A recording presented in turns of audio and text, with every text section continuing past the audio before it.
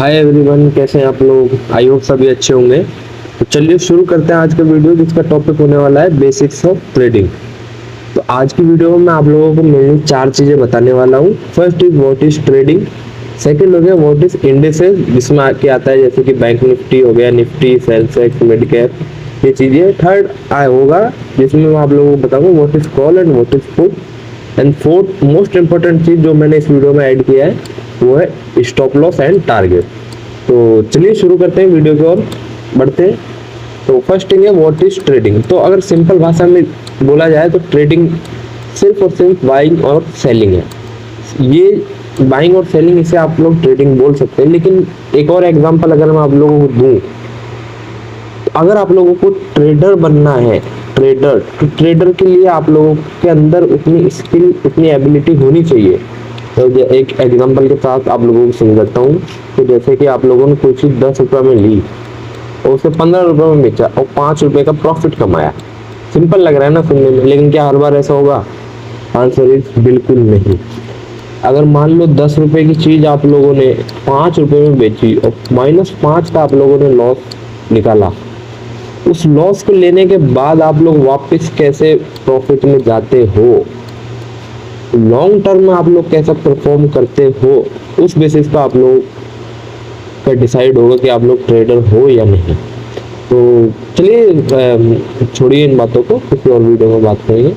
तो सिंपल चीज है व्हाट इज ट्रेडिंग, समझ में आया होगा। Trading is just buying and selling, किसी चीज को खरीदना और बेचना, किसी स्टॉक को खरीदना और बेचना, वही हो गया ट्रेडिंग। ठीक है, तो दूसरे टॉपिक की तरफ चलते हैं, व्हाट इज इंडेक्सेस। तो इंडेक्सेस में क्या होता है? इंडेक्सेस में फ्यूचर एंड ऑप्शंस में ट्रेडिंग होती है। तो Indian indexes main most important indexes हैं bank Nifty, Nifty, Sensex, mid cap, और इसके अलावा 2-3 इंडेक्सेस और हैं इंडियन इंडेक्सेस में, जैसे कि निफ्टी फाइनेंस हो गया, जिसे हम लोग फिन निफ्टी भी बोलते हैं, फिन निफ्टी और सेकंड हम लोगों का है बैंक एक्स। तो ये चीजें हो गई इंडेक्सेस। इंडेक्सेस में फ्यूचर एंड ऑप्शंस में ट्रेडिंग होती है। अब ऑप्शंस क्या होता है, वो चीजें मैं आप लोगों को आगे आने वाली वीडियोस में बताऊंगा। ठीक है, तो चलिए थर्ड चीज की तरफ चलते हैं, what is call and what is put. ठीक है, तो ऑप्शंस के बारे में मैं आप लोगों को बताना चाहूंगा। हाँ, आप लोग ऑप्शंस कब बाय करते हो? ऑप्शंस में 2 तरीके के कॉन्ट्रैक्ट होते हैं, एक होता है कॉल का कॉन्ट्रैक्ट, एक होता है पुट का कॉन्ट्रैक्ट। ठीक है, तो आप लोग कॉल कब खरीदते हो? जब मार्केट, आपको लगता है कि मार्केट ऊपर जाने वाला है तो आप लोग कॉल खरीदते हो, जैसे सी हम लोग बोलते हैं। और पुट कब खरीदते हो? इसका अपोजिट कर दो। तो जैसे आप लोगों को लगता है कि मार्केट नीचे जाने वाला है तो हम लोग पुट खरीदते हैं, जैसे कि हम लोग पी भी बोलते हैं। ठीक है, पी, पुट। ठीक है, ये चीजें आप लोगों को समझ में आई होंगी। तो जैसे कि मार्केट ऊपर जाने वाला है, आप लोगों को लग रहा है कि यहाँ से मार्केट और ऊपर जाने वाला है, तो आप लोग क्या करेंगे? सीई बाय करेंगे। ठीक है, सीई बाय।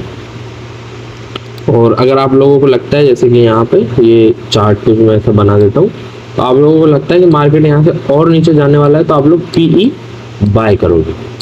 ठीक है, पीई बाय। तो आई होप आप लोगों को समझ में आया होगा। तो चलिए सबसे इम्पोर्टेंट टॉपिक की तरफ बढ़ते हैं, जो कि अभी शायद आप लोगों को उतना समझ में ना आए, क्योंकि आप लोग, हो सकता है बहुत से लोग आप लोगों से बिगिनर्स हो, और ये वीडियो भी मैंने बिगिनर्स के लिए ही बनाया है। तो लेकिन ये सबसे इम्पोर्टेंट चीज़ है, ट्रेडिंग की सबसे इम्पोर्टेंट चीज़। आप लोग, मेरे इतने टाइम का मुझे एक्सपीरियंस है, तो मेरे एक्सपीरियंस से अगर आपको बताऊँ तो सबसे इम्पोर्टेंट चीज़ ये स्टॉप लॉस। स्टॉप लॉस क्या होता है, मैं आप लोगों को सिंपल लैंग्वेज में आप लोगों को समझा देता हूँ। आपने कोई चीज़, मान लीजिए 100 रुपए की आपने कोई चीज खरीदी, ठीक है, ट्रेडिंग में 100 रुपए के आप लोगों ने कोई कॉल ऑप्शन या पुट ऑप्शन खरीदा। ठीक है, तो स्टॉप लॉस क्या होता है? स्टॉप लॉस होता है आपकी लॉस लेने की क्षमता, आप उस चीज में कितना लॉस लेना चाहते हो, या फिर कितना लॉस आप लोग झेल सकते हो। रिस्क मैनेजमेंट सबसे बड़ी चीज होती है ट्रेडिंग में, रिस्क मैनेजमेंट, जिसके बारे में हम लोग बात करेंगे। अरे यार एक सेकेंड। हाँ, तो आप लोग स्टॉप लॉस कैसे लगाना होता है मैं आप लोगों को बताऊं।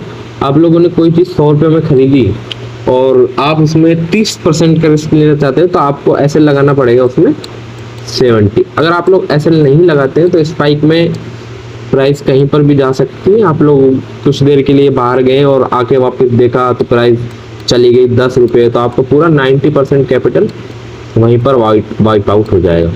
तो इसीलिए क्या होता है, स्टॉप लॉस जरूरी होता है। कि स्टॉप लॉस अगर आप सिस्टम में लगा के जाएंगे, जैसे प्राइस 70 रुपये टच करेगा आप लोगों का तुरंत एसएल कट जाएगा और -30 में आप लोग निकल जाएंगे। सेफ तो नहीं लेकिन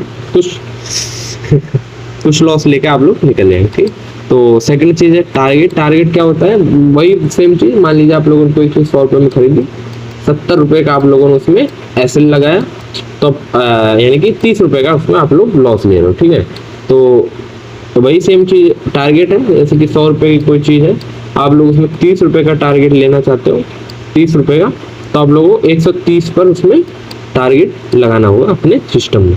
ठीक है, आप लोग लगाना चाहते हो तो लगाओ, नहीं लगाना चाहते तो मत लगाओ। लेकिन ये एक सिस्टम बेस्ड चीजें होती हैं। ठीक, तो गाइस आज की वीडियो में इतना ही।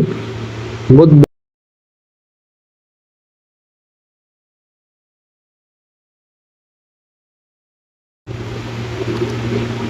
चलिए नेक्स्ट वीडियो में मिलते हैं, तब तक के लिए बाय। और एडवांस लर्निंग कॉन्सेप्ट में यूट्यूब पर लॉन्च करने वाला हूँ अपना, तो बने रहिए इसके लिए। चैनल को हो सके तो सब्सक्राइब कर देना, वीडियो को लाइक कर देना। ठीक है, चलिए बाय गाइस।